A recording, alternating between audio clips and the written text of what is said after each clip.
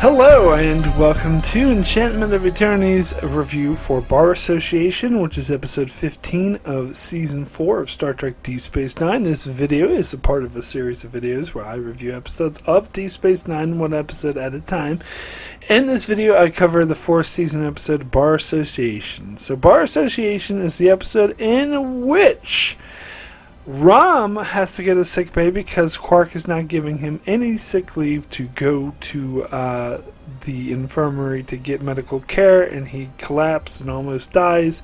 And so this mistreatment of Quark by Quark of his employees leads Rom to start a union, and he goes on strike. And Quark is very resistant and resilient and refused to give in one bit, but then the FCA shows up and they threaten all of Quark's employees to throw him out, and they want to severely beat someone to send Rom a message, so they do it to Quark. And then Quark he warns Rom that the FCA could end up killing them, and so, but Rom is still not budging at all. So Quark decides to do a deal under the table. That's so officially it looks like Rom just gave up, but really Quark is going to give him everything that he wanted, and this situation is resolved. So, I got mixed feelings about this episode because on the one hand, I think this is a really strong episode for its commentary on labor rights and workers' rights. But on the other hand, it is filled with plot holes, with gigantic, just things that bug the shit out of me. Now, might be a little pedantic, but I want to start with the difference between a nitpick and a plot hole, because there's a difference. Like, a nitpick is something really minor that's like, oh, that doesn't really make any sense, or ooh, that's it's a mistake, but it's mainly just annoying. It's mainly, and so I can still love episodes that I have nitpicks about, because I can, how good the story is and how good the characters are and the acting overrides nitpicks. Plot holes are giant issues with the fundamental structure of the entire story. Like, it collapses the entire story. It just makes it make not any sense. And that's what this episode is. It's plot holes, not nitpicks. It's huge. And I know not everyone would use the language the same way, but that's how I'm defining it for the sake of this review. And I would actually go as far to say that this is one of the most contrived episodes of the Star Trek franchise. Like, I talked about this before, the 2 episodes I particularly pick on constantly for being the most contrived is Bada Bing Bada Bang and Bride of Chaotica. Now, Bride of Chaotica I actually do enjoy. Like, I think it's a fun episode and I like watching it. Bada Bing Bada Bang is not fun. Incredibly not fun, and I think is one of the worst episodes of the franchise. But I think they're both on the level of being contrived, and I think I would throw this episode in there as well, even though, as I said, I do like this episode because I like the commentary. I think it's very important, very strong commentary that comes off strong, but it's incredibly contrived. And so what I mean by contrived is that certain things happen that don't make any sense and that shouldn't happen, but they need to happen in order for the plot to happen. Like, characters or events or characters are completely nonsensical, or things that, like, once you look at it, you're like, oh, that doesn't make any sense. But the writers didn't give a shit because they were trying too hard to make a plot happen. They were more important of getting characters from A to B than they were about it actually making any sense. So I'll start with that. When it comes to this episode, what are the gigantic plot holes? Well, there's several. So first of all, let me get to the big one for me, because in this episode, Quark quotes Ferengi law as to how they treat their employees. How there's no paid sick leave. It's like it goes against Ferengi law and stuff like that. And no paid vacation. Like when someone says paid vacation, Quark laughs his head off. Is ridiculous. None of this goes against Ferengi law and the kind of contract that his employees, all of them, not just the Ferengi employees, but all of his employees have signed a Ferengi contract. So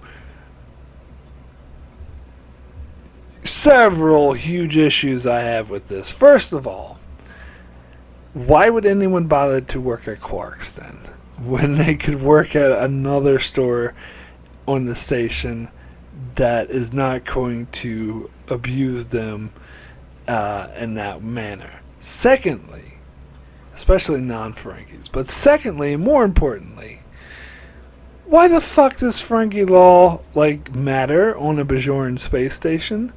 Now, you could try to argue the whole thing about international waters or whatever, but first of all, the whole thing about international waters is not really what people think it is. I've read a couple things online saying it's kind of a myth that there's completely lawless once you leave port. That's actually not the case. But regardless of that, I don't think that actually matters, because I don't think that would be the case, because very clearly this space station is Bajoran property. That's something that they said over and over again. It may be run by the Federation, but it is a Bajoran space station, and it's in Bajoran space. It's not even in international waters or whatever, intergalactic space or whatever. It's not in the middle of nowhere.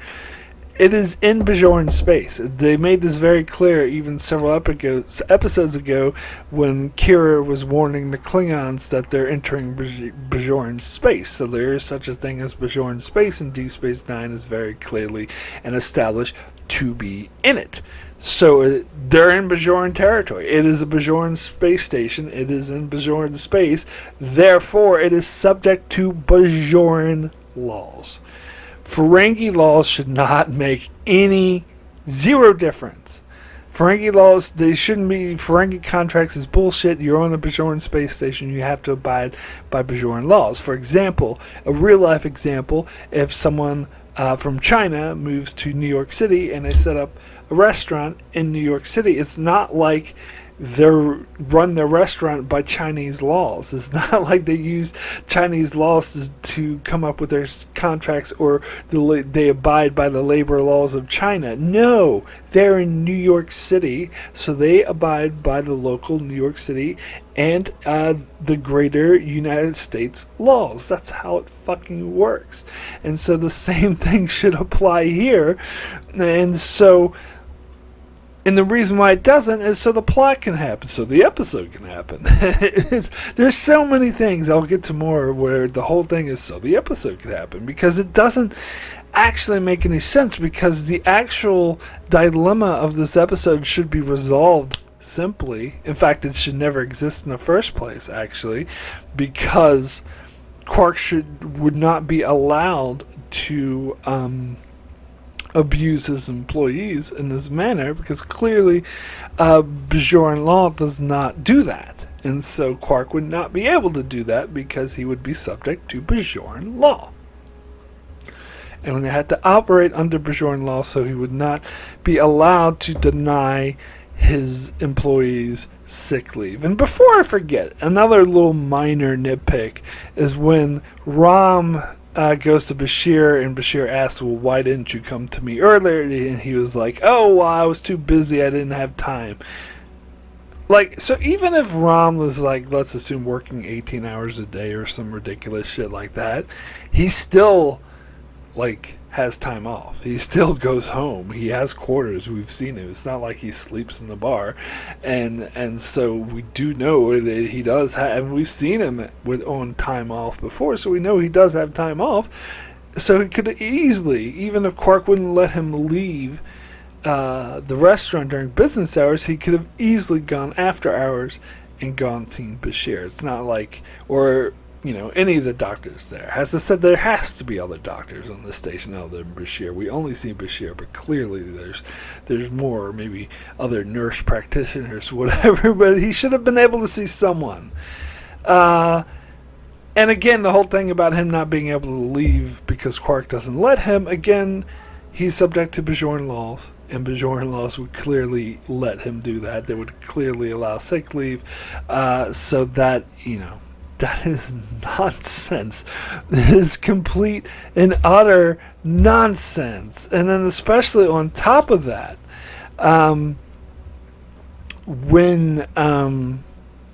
when the strike happens, and the FCA shows up and oh, we're going to threaten you, we're going to take away your accounts and blah, we're here to end the labor. They're violating Bajoran law, so why aren't they arrested? Especially, you could say, oh, the Ferengi are too scared to go to security. What about Lita and some of the other non-Ferengi employees? What's stopping them from going? And God, there's so many issues with this episode that just bother me. So when Quark goes or Sisko brings Quark in and is like, look, you have to settle this now, and Quark's like, oh, my hands are tied, Ferengi law is preventing me from doing so. Again, bullshit. The Bajoran's under Bajoran law, not Ferengi law. So really all Sisko would have to do is Quark, you're violating Bajoran law, so we're going to force you to do this and have security and have him, not even need to threaten him the way Sisko does. Be like, look, do you want to be on this station or not? You have to abide by our rules, so fucking end the strike and give them what they want. So they should have put an end to it immediately. In fact, instead of even doing a union, all Rom needed to do was go to Sisko and be like, he's violating Bajoran law, and Sisko be like, oh, that's unacceptable, and come down on him like a ton of fucking bricks. So they don't even need to go on strike and start a union. But again, so the episode can happen. But when Sisko does bring Quark in, and Sisko says, settle it, and Quark refuses, but then he, Sisko will, what's, not blackmail, but the other term for blackmail, extortion. He will extort Quark a lot. That happens a lot throughout the show. But anyway, he extorts him, and he's like, oh yeah, well, this is all the money that you would owe us if the Federation actually charged you, and we're gonna make you pay all that fucking money. It's gonna cost you a fortune unless you settle it. And Quark's like, okay, I'll settle it. So then he goes to Rom, tries to bribe Rom, and Rom's like, no deal, of course, because he's not willing to give Rob anything he wants. And then so Quark is like, fine, strike's not gonna end. Why didn't Sisko immediately be like, okay, pay up, pay all that money, because you did not do what I asked you to do. You did not end the strike immediately. But instead, the strike is allowed to continue. And so why was Sisko bluffing? Because it doesn't seem like he would be bluffing. So he should have come down like a ton of bricks again. And Quark was like, okay, pay up. You didn't fucking end the strike like I told you to. So why didn't that happen? Oh, God. So, jeez, like, what else is it with this episode? So one of the things when Brunt was talking to Quark about who he wants to have beaten, and he brings up Lita, why would he think that would fly? First of all, in this episode, Quark the only reason Brunt got away with this is because Quark wasn't going to press charges, which I will get to that. It's another thing I'll get to. But if you beat Lita, she would 100% press charges, and more than that, she's a Bajoran citizen on a Bajoran station, so the Bajoran government would get in charge, and they would not fucking be happy. They would throw Brunt's ass out of the station, or maybe even like arrest him first, and try him, and he'd end up in a Bajoran prison for doing that shit. But Brunt throws it out like it's a possibility. But getting into Quark refusing to press... So fucking what? So fucking what if Quark refuses to press charges? I don't buy that Odo is like, oh, my hands are tied. I can't do anything about Brunt and the Nausicaans because Quark refuses to... Who gives a shit? Like, they would still, at the very least, throw them off the station. Like, at the bare minimum, would throw them off the station and be like, you're barred from coming here because you can't just randomly beat the shit out of people, and I don't give a fuck if that person is intimidated into not pressing charges. At the very least, I think it's more likely that they would keep them arrested and arrest them and again send them to a Bajoran prison. Doesn't fucking matter if the Quark doesn't press charges. Who gives a shit? But anyway, because they have him dead to rights, like they can prove that they did it. They don't need Quark. They don't need his permission to charge them. And again, it's just for plot convenience, so that they can make the Brunt and the Nausicaans be a threat. And plus, Brunt's logic to have Quark beaten doesn't make any fucking sense, because even though Quark is Rom's brother, Rom is clearly in an adversarial position opposed to Rom. So that so much about this episode just I mean, this is very fundamental. Like, they have to ignore simple logic in order to have this plot. And then there's the whole thing about why, and this is something brought up several other times, about how the Federation works with no money, yet other aliens come aboard with money. And I've heard this headcanon that I agree with, that makes sense to me, that the Federation does have a currency, like a Federation credit or something, but they don't really use it within their own governments, but they use it to trade with other aliens. And so when they're in an environment such as this, where it's shared amongst different aliens, then like O'Brien or Bashir would get paid, and they use that money to go to Quark's and buy drinks, and so they would have a particular stipend for their Starfleet work, and it would probably be an agreed upon, like in the currency of Latinum, I guess, that most aliens use, but they don't require it to live. They don't require it for basic livings, and they wouldn't need it inside the Federation. If they were on a Federation world, they wouldn't need currency, but they have it, maybe it's kept track of and it's paid in order to use it for international or intergalactic, I should say, interstellar trade. So I think that makes sense. But it doesn't make sense that, the Federation would allow Quark to operate his bar that he's earning profit on completely for free. It seems like if he's going to charge Federation citizens, then the Federation should charge him. And then they use that money to circulate in their own sort of intergalactic trade thing.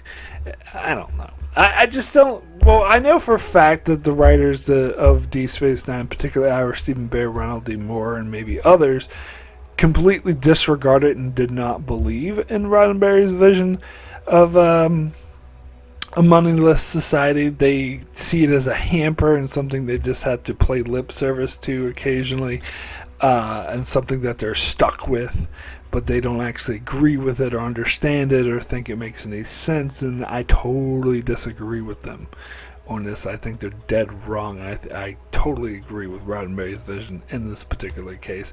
And so, but that's why it doesn't make any sense. And to be fair, Roddenberry never really fleshed it out. He just was like, oh, just a generalized idea that never really established or completely thought through or developed its system and how it works, and which is part of the reason why. And Ronald D. Moore and Ira Steven Behr are certainly not going to do it because they think it's bullshit. So how they use it often doesn't make any sense because they don't give a shit about it. And so that's a common thing about that. So about the stuff I like about the episode, about the commentary. Now, I have a video on my channel that I made way back then. I think it's like 12 years old or something. It was before I believe that I actually started Enchantment of Eternity and started doing reviews and videos. But I noticed, like, online, at least at the time on YouTube, there were a lot of clips, videos that were just short little clips from Star Trek. And I thought, well, this would be an ideal clip, and I'm surprised no one did it, was from this episode where Rom goes to Bashir and is talking to him about how he's being abused by Quark, and Bashir tells them, oh, what you need is a union or a trade guild, a union. And Rom's like, no, you don't understand. Ferengi workers don't want to stop the exploitation. They want to become the exploiters. And Bashir says, well, suit yourself, but I don't see you exploiting anyone.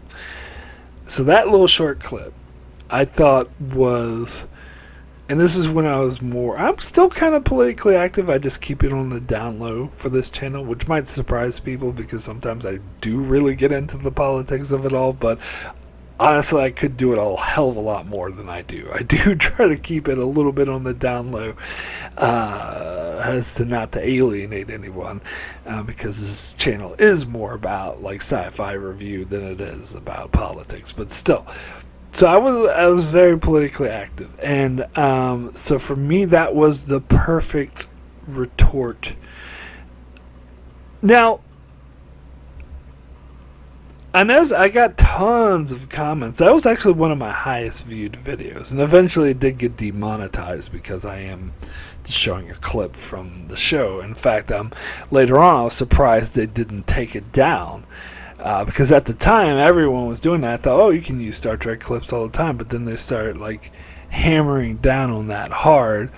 And I thought they would take this video up. But it's still there. They never took it down. It's just demonetized. But anyway, I got tons of views on it. And got tons of comments every once in a while to see, people arguing with each other over the virtues of capitalism in the comments. Some very heavily anti-capitalist agreeing with me, and other like pro-capitalist thinking that's bullshit. But some of the arguments that I've seen on there in the comments have to do with unions. And granted, that's what the episode is about, unions, but that's not the reason why I put the clip up. I wasn't trying to make commentary on unions. I was trying to make commentary on the whole mentality of people feeling the whole American dream myth of, oh, well, I don't want to stop the whole anyone can be rich, so I don't want to hold the rich back or tax them or stop them at all, because one day I'm going to be rich, which is never going to happen for everyone. That's the whole point, is that the 99% can never be the 1%, because then it will no longer be the 1%. There's a reason why it's the 1%, and it's always going to be the vast minority, and the majority of people in the 99% will remain in the 99% for their whole lives. And so this whole mentality of, oh yeah, I don't want to stop the exploitation, I want to become the exploiter. That is the reason why I put that clip on. That one line has, to me, I thought it perfectly, and I titled the video something like these, how the rich manipulate the poor into voting against their own interests, explained on DS9. It was a long title, but but that basically explains it. How they get people to vote against their own interests. When they continue to exploit labor, they exploit the middle class and the poor, and have, benefit the rich and the billionaires, yet they still get people to support them and vote for them. I wonder which party I'm talking about. I know some people might say, oh, you're talking about both parties. To a certain extent, yes, but one party is clearly much worse than the other, and if you don't think so, then you're just playing into your both sides bullshit. But anyway, sorry, I'm going to get a little bit political here, but clearly, and I'm talking, of course, about U.S. politics, but it's the same in a lot of other countries as well. The one side, conservative side, is the one that is all playing for the rich, and a lot of the people who aren't rich who vote for this particular party do so against, directly violating and going against their own interests because of this myth of you one day will be rich.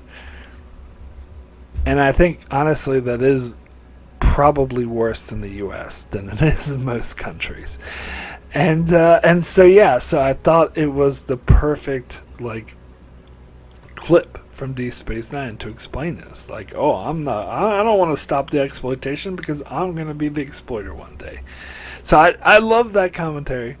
I think that makes a lot of sense, and it was a perfect way to sum up why a lot of people vote against their own interests. I mean, the other reason, of course, why people vote against their own interests because they're suckered in by religious issues and social issues, and they trick people into I hate gay people, or I don't think women deserve their rights, and so I'm going to vote for this party even though they're actively attacking me. And of course, that particular party, and I'm sure others in the other countries as well, lies and says, oh, we're for the workers, we're for the middle class, and they're completely full of shit, and people don't see through their bullshit because they don't want to, because they think, oh, I don't want to go these socialist commie way because one day I'm going to be rich and people deserve the blah blah blah bullshit, which I love. And it's funny how many out and out extreme socialists and communists commented on my video, but not that I entirely disagree with them. But anyway, because yeah, I think there's definitely merit to it, and that definitely goes against the Federation, and so it should never have been allowed to happen. And this, I guess, is more of a nitpick than a plot hole, but the time where Worf and O'Brien and Bashir got in a fight, and whenever something like that happens off screen, there's a reason it happens off screen, because it wouldn't make any sense to see it. They just had to say, oh, this thing just happened off screen, so because it wouldn't happen. You couldn't picture it, you wouldn't buy it. Why the fuck would O'Brien and Worf get into a bar fight over this? And why would Worf go into Quark's in the first place? Yeah. But anyway, sorry, so back to the commentary. So yeah, of course, obviously I like the commentary it makes about unions, about Rum not backing down and fighting for his rights and stuff like that. But again, I'm sorry, I'm getting back to the plot holes, but when Brunt shows up and he threatens all of Quark's workers, the non-Ferengi workers should have been he's I'm taking all your profits, all your accounts in Ferengi are frozen. So the non-Ferengi workers should have been so, like, I don't have any accounts on Ferenginar, so I don't give a, like, why the fuck are you even talking to me? And but the bigger point is, why the fuck is Sisko allowing him to do this? Or the state, or Odo, or the station security, like, this should not be, like, one of them should have just went to Odo and been like, yeah, this guy threatened us. And, like, okay, throw his ass in the fucking cell. But anyway, sorry. Getting back to that. But yeah, I mean, mainly what I like about the episode is mainly that one scene that I put on. But no, I do like the overall, like some of the character interactions between like Rom and Lita. I believe, forgot to look this up, but I believe this is only the third time we've seen Lita. And it's funny because they show Lita as being still Bashir's girlfriend, which in between this episode and the last time we saw her, which is, I believe, Facets, they never mentioned anything about this. In fact, they kind of implied that Bashir was still single, so I think they just forgot about this, and I was like, oh, let's say that they're still dating. And then they won't really, to my knowledge, I don't think they touch on this again until season 5, with one of the worst episodes of the show when they break up. Yeah, they plant the seeds for the Lita and Rom thing in this episode, which is kind of cute and kind of works.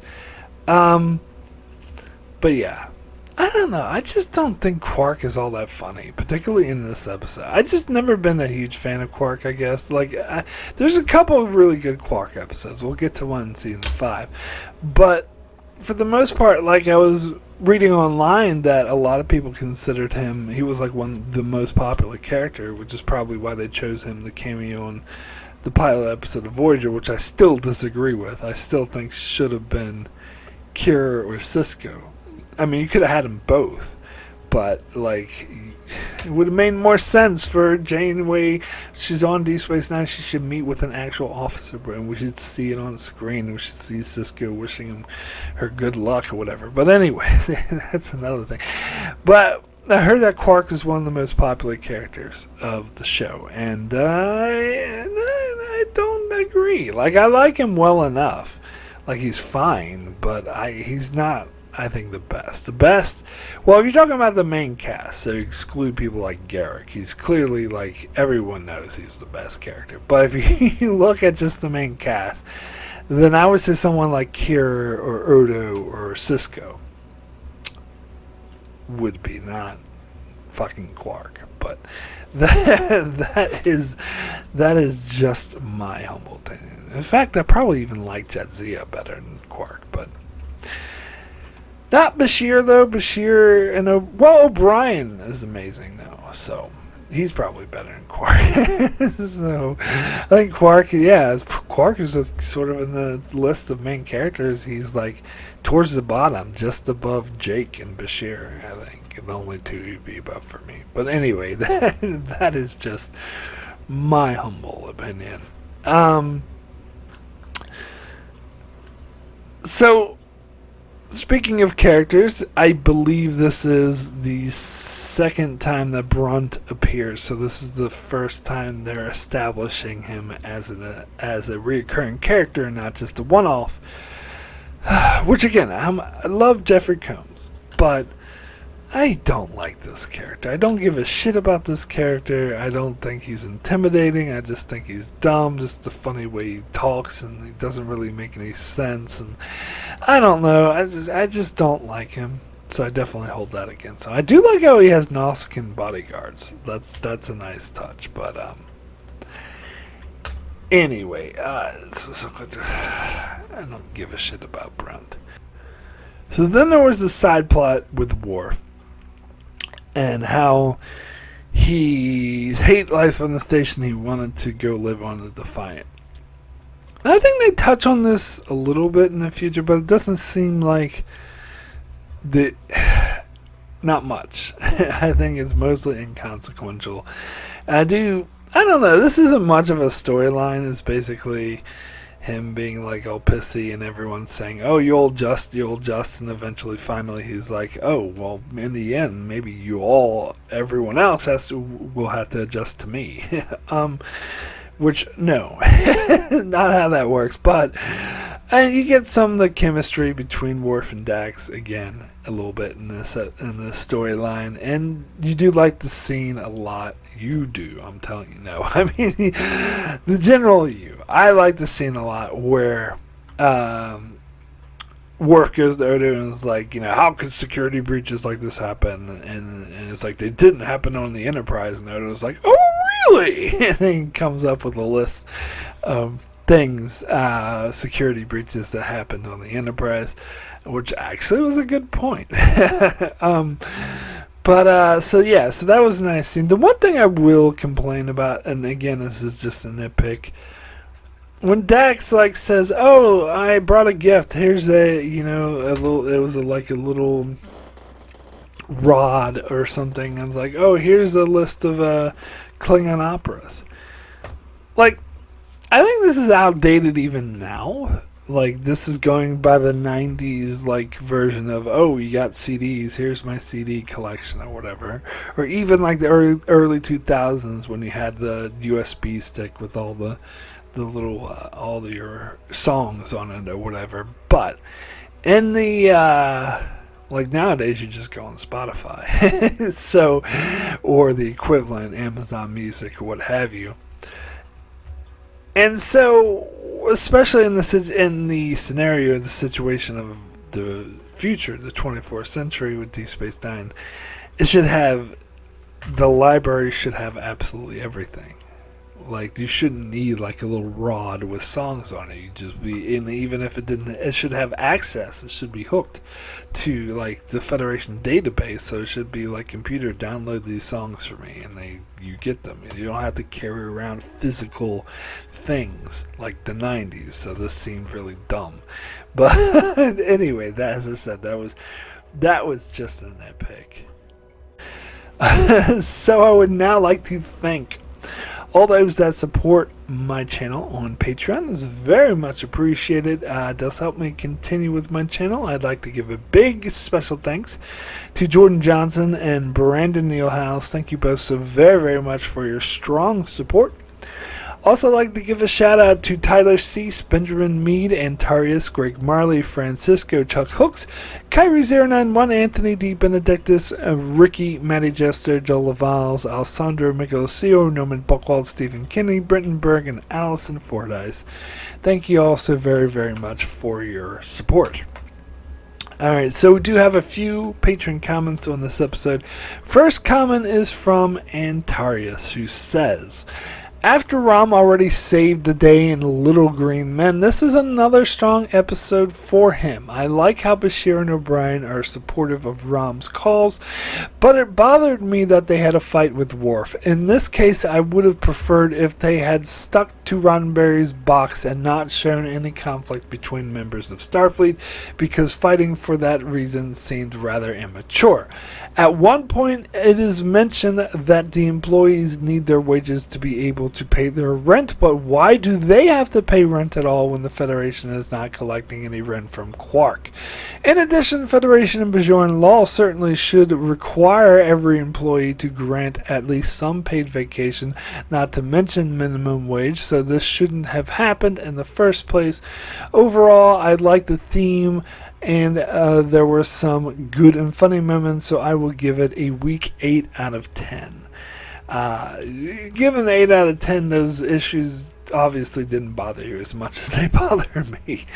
But anyway, kind of a little spoiler for my rating. But one thing I forgot to mention that I'm reminded of by your comment is that Rom joined, quit Quark's bar and joined the Bajoran militia as a engineer. And so that's a big step in his character. A very big step.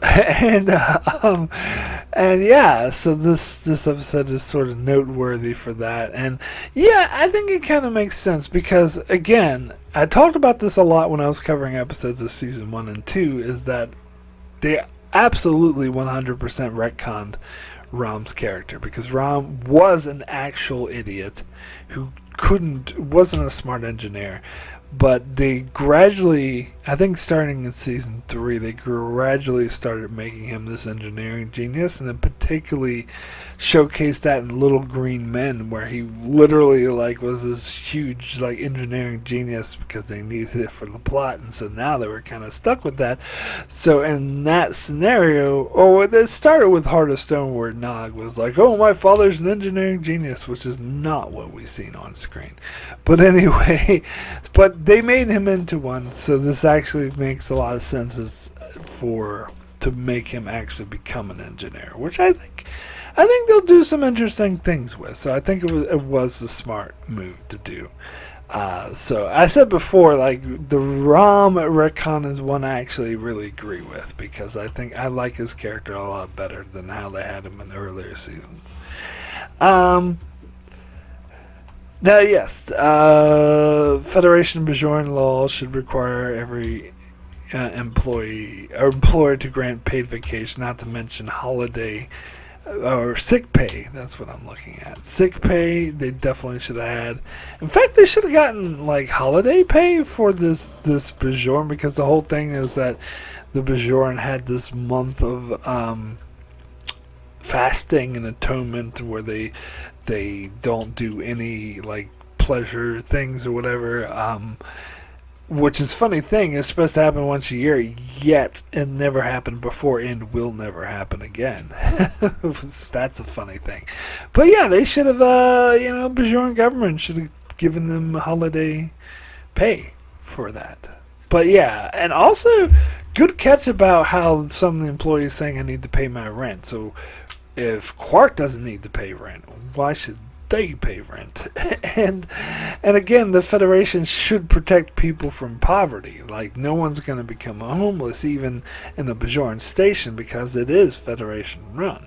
So it's not like poverty is something that's been conquered by the Federation. So that actually shouldn't be the concern of paying their rent.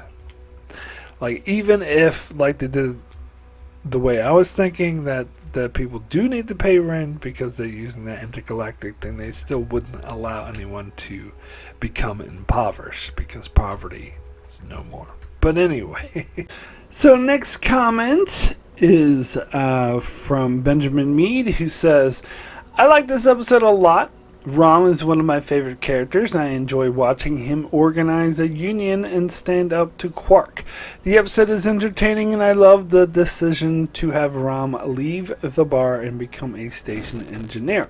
It's pretty gross when he pours that concoction in his ear right in the bar. Also, the episode mentions coal mining, and my dad was a coal miner in Southwest Virginia. He had a very Appalachian work ethic. You work, pray, sleep, and that's all.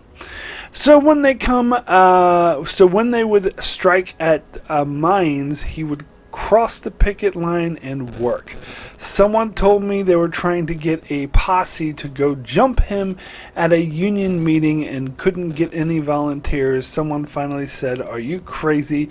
Have you seen that Mead boy work?" Anyway, I think this is one of the better Ferengi episodes.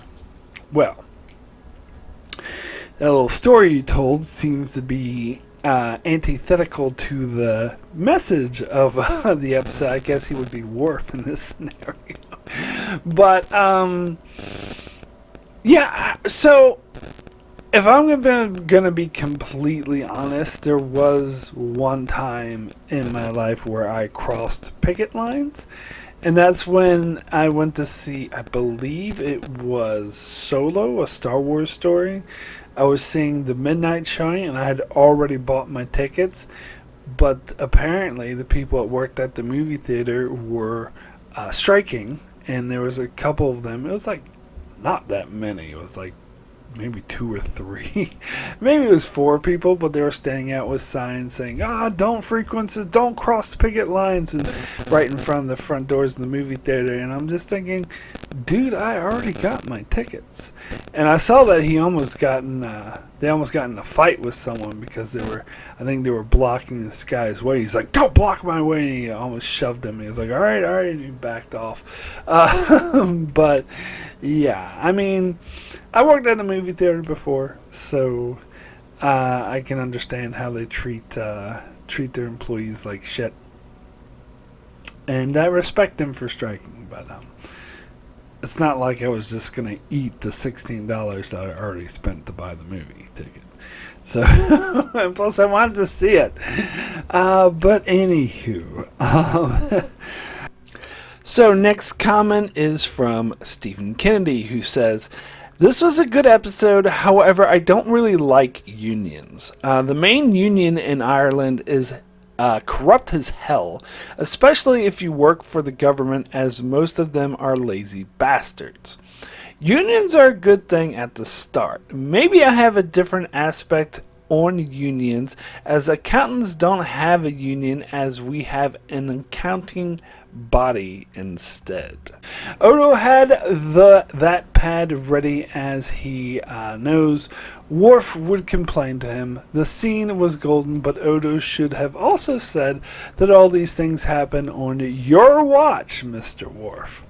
The FCA shouldn't have any power on Deep Space Nine, as is not Ferenginar. Thank you very much. So the Brunt plot isn't needed. So my rating is 8 times Dax flirts with Worf over many episodes, and Microbrain doesn't realize it, out of 10. Yeah, she was flirting with them pretty hard out here. So, I mean, you say that the FCA shouldn't have any power on Deep Space Nine, and I agree. However, this strike should have never been allowed to happen in the first place. It shouldn't be necessary, because Quark shouldn't be allowed to treat his employees like shit, because it's on a Bajoran space station, and he should follow Bajoran law. But I've talked about this enough already. It's funny because I met some people in Australia who also had a very negative view of unions, and saying that they're corrupt and they cause issues. And I've certainly seen news stories that lead me to not like police unions, or certain ones, because they try to shield officers who like kill civilians or do or not, improper things and violate the law. They tend to protect them, so that makes me not like police unions. But a lot of other unions, like teachers unions, for example, and other types, I've heard do a lot of good things and protect a lot of people. I've never had any personal contact with them. I don't think I've ever worked at a job that had a union. It's funny because the last job I was working at, the pizza place, the CEO was asked in a meeting, like, would you, if someone tried to form a union, would you ever, try to stop it or allow it to happen? And they said that if, someone tried to start a union, I would seriously talk to them and try to fix whatever is wrong that makes them want to form a union in the first place. Which is, basically saying they would try to capitulate right away before a union was even formed, which is a pretty, it's a pretty good attitude to have. However, there are things, I think, complaints I had about the company, and that would make me want to start a union. I put it, like, they did these questionnaires, and I put in, like, what they were doing wrong. Basically, not having enough staff and worrying too much about labor costs, and doing so they presented bad service, and that would give them a bad name and hurt their bottom line. So I actually think they're saving money by cutting labor costs down, and not to mention working their staff, overworking them so that they're stressed out and not giving good service. So it's ultimately hurting their bottom line and not helping them. But I did write that down, and I was, to my knowledge, promptly ignored. But anyway, I don't know if it wasn't enough to start a union over. But here's the thing about unions. Here's my opinion. And as I said, I didn't really have any personal experience with them. But here's my opinion. I think unions are necessary, absolutely, 100%, from what I've studied, from what I heard, that without unions, things would be much worse for workers. Like, 100 or so years ago, they used to have like 12-year-olds working themselves to death in a mine, people working 6 days a week, 18-hour days and shit like that. So unions are absolutely necessary. Now, are some unions corrupt? Absolutely, 100%, and that corruption should be weeded out. But here's the thing. If a union is corrupt, that doesn't mean you should get rid of unions. If something's corrupt, you fix the corruption. And it's the same thing in government. That's why I am very much against like these small government libertarians and stuff like that. They're like, oh, but the government's corrupt.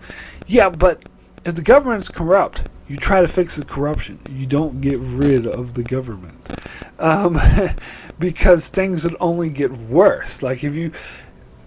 Basically, the rules, they're safeguards and regulations, and if you say, oh, these regulations are corrupt and making things worse, getting rid of them just means it's going to be much worse because there's no rules or safeguards. Let me make this analogy.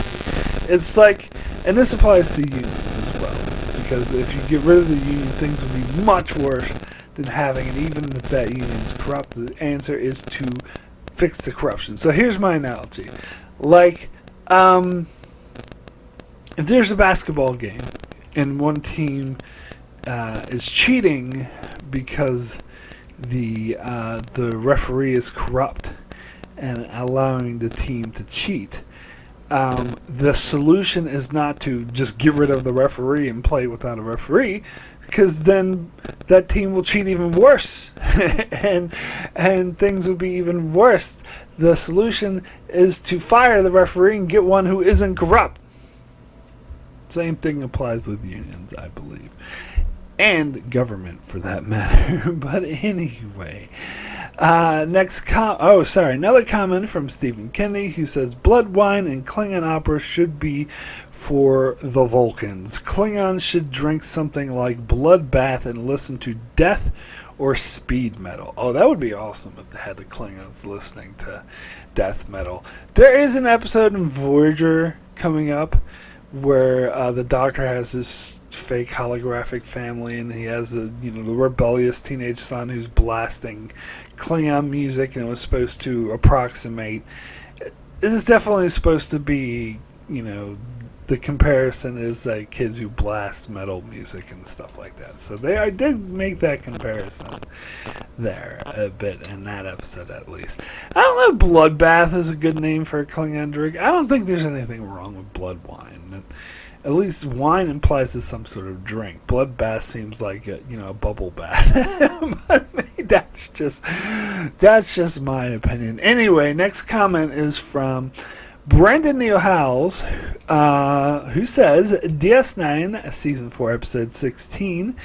I call it 15. That's because I count The Way of the Warrior as one episode, not two. But anyway, that's nitpicking. Anyway, Bar Association, the episode where Rom forms a union to fight against Quark's unjust business practices. Ferengi comedy doesn't usually work, and since the Ferengi are the only species that use money, I'm not sure that it really matters.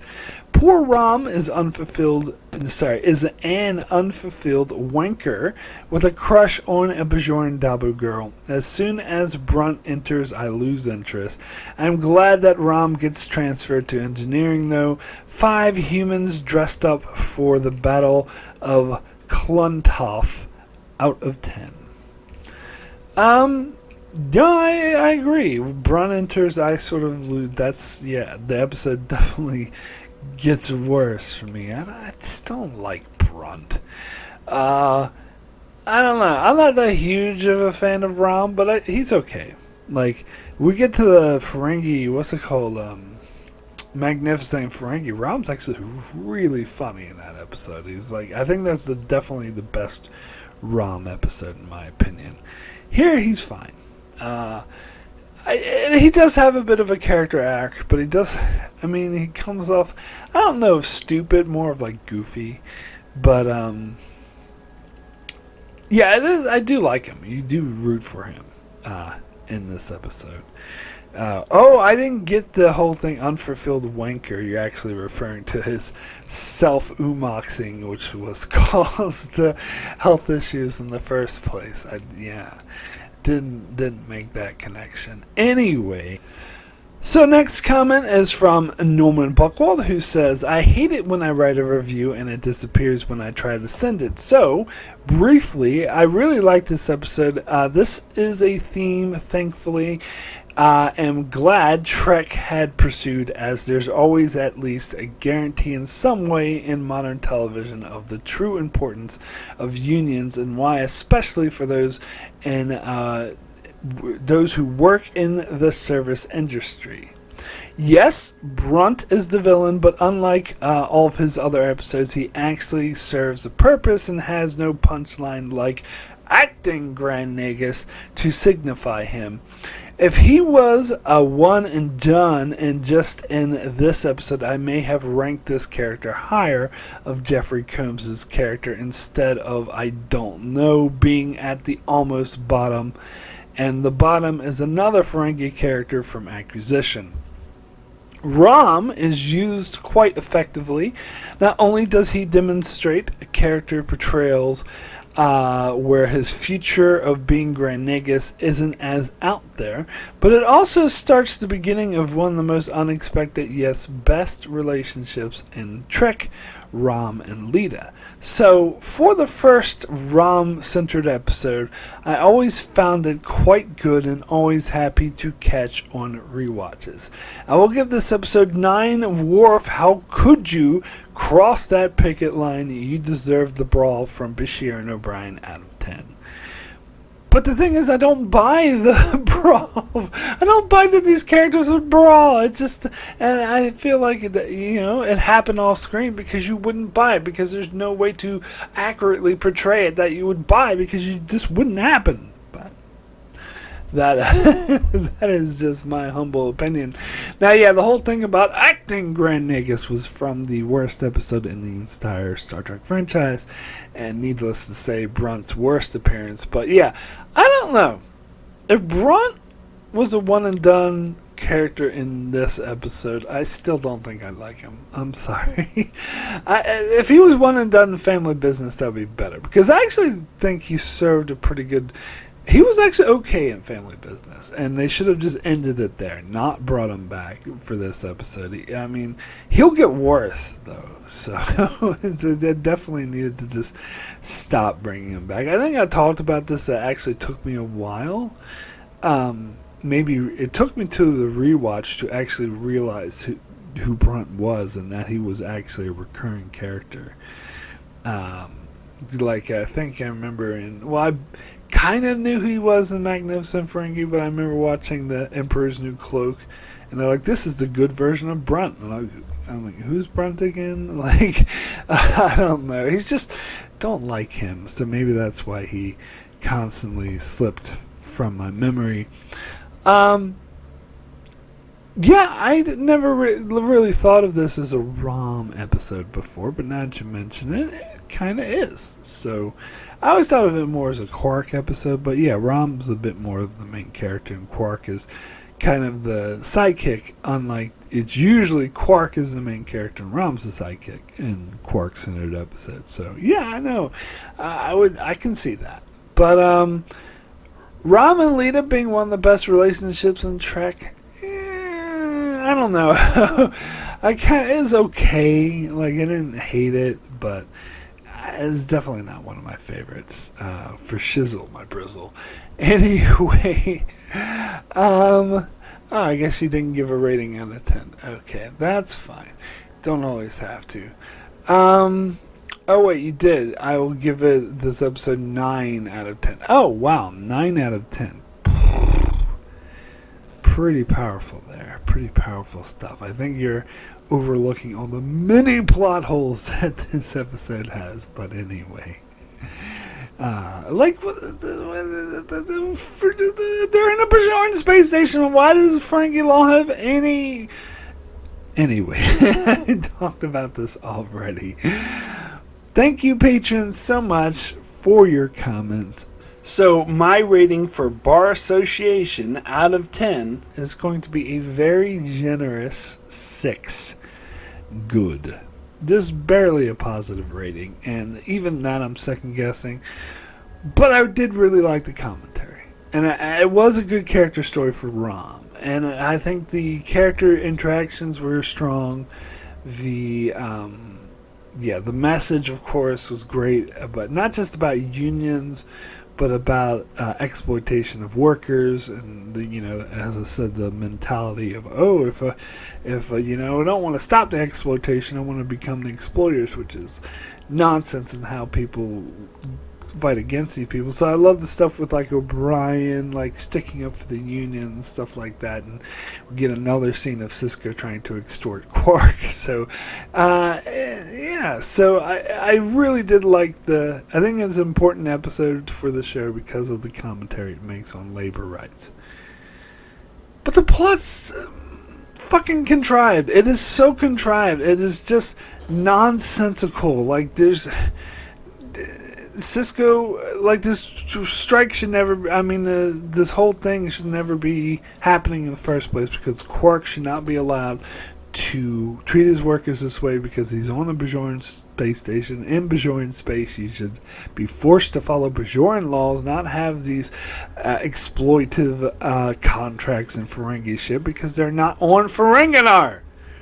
And it's period. And then on top of that, even if he was able to get away with, treating his workers like shit, then Sisko should have come down on him on like a ton of bricks, and like saying, you have to follow the law or we'll fucking arrest you, and what you're doing is illegal, so I'm putting a stop to it right now. There shouldn't be a need for fucking union. And when the union did form and Sisko extorted him, he didn't follow up on the extort. Like Quark didn't do his end of the bargain, and Sisko did nothing about it. And plus, why is Brunt not arrested and thrown in jail immediately, and especially after, beating the fuck out of a Quark? Who gives a shit if he presses charges? They should at the very least be thrown off the station. But anyway. So all that stuff just drives me crazy. Like, even as I'm watching and enjoying the episode for his commentary and great character interaction, these things keep nagging at me in the back of my head, like, none of this should be happening. None of this should be happening. But that is just me. So 6 out of 10, which again I think is very generous, because with all the plot holes it should get a negative rating. But I love the commentary so much, I'm going to be nice and give it a 6. Anyway, that's it for my review of Bar Association. If you enjoyed this video, please be sure to leave a like, subscribe, leave a comment below. Tell me what you thought of this episode. And if you want to check out this channel and support me more, maybe you could consider supporting me on Patreon. There's a link to that in the description below. Different rewards for different tiers, such as leaving a comment, like the ones I just read, and get pre-releases and access to Patreon-only videos where I revisit my reviews that I've already made, and other stuff so you can check out if you like. In that description, you'll also find links to my Facebook and Blue Sky page, and if you want to leave a shorter comment and you don't really feel like or don't have the means to support me on Patreon, you can still leave a shorter comment by following the links, either Facebook or Blue Sky. Either one doesn't matter, and I'll be asking for comments, and you can leave a comment that's 50 words or less. You can check out that too if you are so inclined to do so. Alright, so let's see what's coming up next on the channel. Thursday will be my review of Star Trek Strange New Worlds Season 3 as a whole, looking back on the season that was. And on Saturday will be my review for the Voyager episode Death Wish, good old Q. And then next Monday, back again for another DS9 episode with my review of A Session. So that's what's coming up on my channel. Be sure to check me out as I continue to cover Star Trek Deep Space Nine and Star Trek Voyager and many other videos on Star Trek and other shows as well. So be sure to subscribe so you can keep up with all of that and thanks a lot for watching.